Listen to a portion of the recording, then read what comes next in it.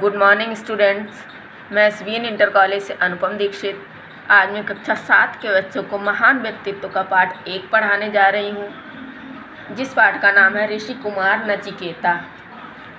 ऋषि कुमार नचिकेता के बारे में इस पाठ में आपको बताया गया है। देखिए, आश्रम का वातावरण हवन की सुगंध से भरा हुआ था। दूर दूर के ऋषि महात्माओं को यज्ञ में बुलाया गया था। चारों ओर वेद मंत्रोच्चारण की ध्वनि गूंज रही थी।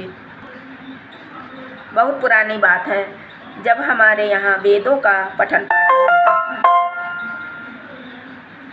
ऋषि आश्रमों में रहकर शिष्यों को वेदों का ज्ञान देते थे। उन दिनों एक महर्षि थे, वाजश्रवा। वे महान विद्वान और चरित्रवान थे। नचिकेता उनके पुत्र थे। एक बार महर्षि वाजश्रवा ने विश्वजित यज्ञ किया और उन्होंने प्रतिज्ञा की कि इस यज्ञ में मैं अपनी सारी संपत्ति दान कर दूंगा। अपनी प्रतिज्ञा के अनुसार उनके पास जो भी वस्तु थी सब कुछ उन्होंने दान कर दिया। उन्होंने निर्बल और बूढ़ी गाय भी दान में दे दी, जो लाभ की नहीं थी, लाभ में नहीं थे। यानी कहते हैं कि दान वही दिया जाना चाहिए जो दूसरों के काम आ सके। लेकिन उन्होंने जैसी प्रतिज्ञा की थी कि मैं अपनी सारी वस्तुएं दान में दे दूंगा, तो उन्होंने बूढ़ी और कमज़ोर जो गाय थी वो भी दान में दे दी। नचिकेता ने पिता से लाभकारी और प्रिय वस्तु दान में देने की सलाह देते हुए पूछा। यानी नचिकेता ने कहा कि हे पिताजी, दान में वही वस्तु देनी चाहिए जो हमें सबसे अधिक प्रिय हो और जिससे हमें सबसे अधिक लाभ मिलता हो, वही वस्तु हमें दान में देनी चाहिए। आप तो बूढ़ी और कमज़ोर गायें दान में दे रहे हैं, ऐसा क्यों कर रहे हैं आप? और ऐसा कह कर के उसने पूछा कि आप मुझे किसको दान के रूप में देंगे? यानी मैं आपको सबसे अधिक प्रिय हूँ, तो आप मुझे किसको दान करेंगे?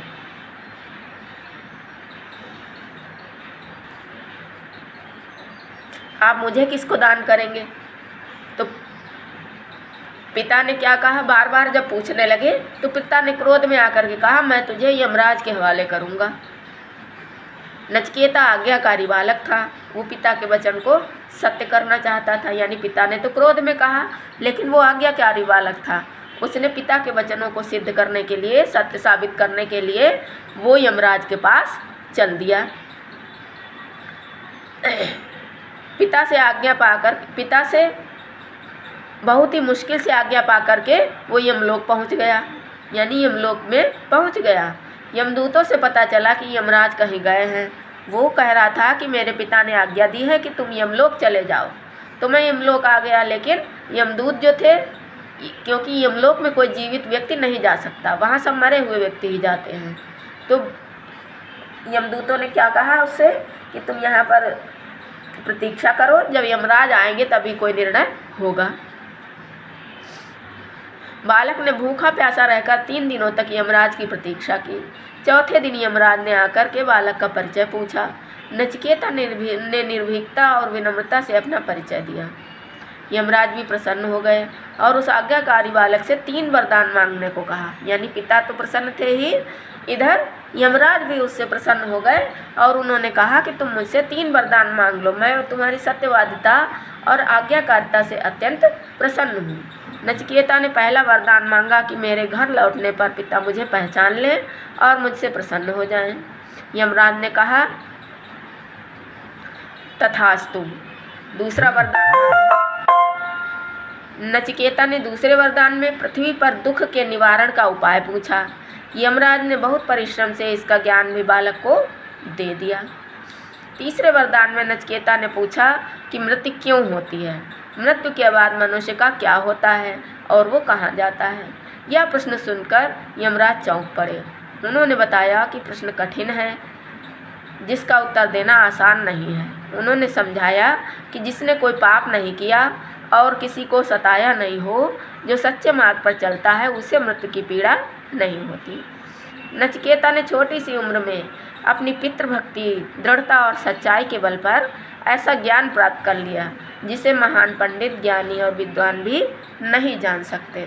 देखिए, ये आपका पाठ आप अपनी बुक से देख कर के पढ़ेंगे। मैंने आपको पाठ की कहानी समझाई है। इस कहानी के आधार पर ही अभ्यास कार्य है जो मैं आपको दिखाती हूँ।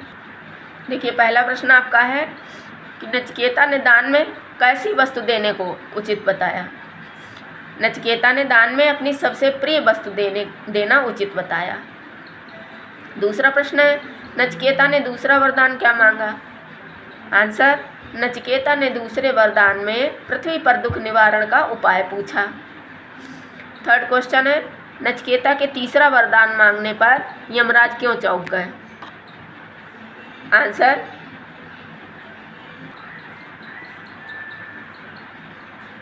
नचिकेता ने तीसरे वरदान में मृत्यु क्या है, मृतक का क्या होता है, वो कहाँ जाता है, इसको सुनकर यमराज चौंक पड़े, क्योंकि यह कठिन प्रश्न था और बालक से ऐसे प्रश्नों की अपेक्षा यमराज को नहीं थी। चौथा प्रश्न क्या है, यमराज ने नचिकेता को तीसरा वरदान किस प्रकार दिया। आंसर है, यमराज ने नचिकेता को तीसरा वरदान बड़ी कठिनाई से दिया। उन्होंने समझाया कि जिसने कोई पाप नहीं किया है और कोई सच्चाई का रास्ता अपनाया है, उसे मृत्यु की पीड़ा नहीं होती है।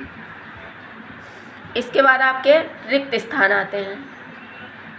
पहला है, नचिकेता ने निश्चय किया कि मुझे यमराज के पास जाकर पिता के वचन को, रिक्त स्थान में भरेंगे सत्य करना है। पहले में सत्य भरा जाएगा। दूसरा, घर आए हुए अतिथि का हर प्रकार से सत्कार करना चाहिए, दूसरे में सत्कार भरा जाएगा। पृथ्वी पर बहुत से दुख हैं, दुख दूर करने का उपाय क्या हो सकता है। पहले में, तीसरे में दुख और उपाय। चौथा, जो सच्चाई की राह पर चलता है उसे मृत्यु की पीड़ा नहीं होती है। चौथे में पीड़ा भरा जाएगा।